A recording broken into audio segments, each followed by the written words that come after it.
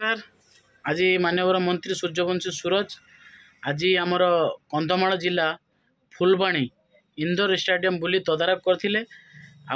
देखंतु सारा ओडिशा रे माने जेते खेल क्रीडा माने विद पिलांकु उत्साहित सहित तदारख भी करूचंती। एइटा हैला सबुठर बड़ कथा।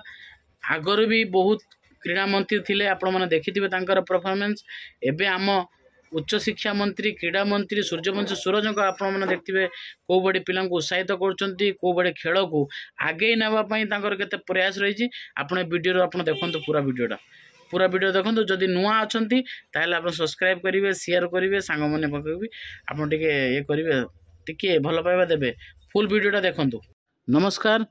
कंधमाल जिला फुलबाणी इंदोर स्टेडियम को जो मान्यवर मंत्री जाते पिला माने भव्य हिसाब से स्वागत करते और पिला भितर गोटे उत्साहित होता। तापर मंत्री इंदोर स्टेडियम भितर जाकि टोटाल इंदोर स्टेडियम तदारख करते।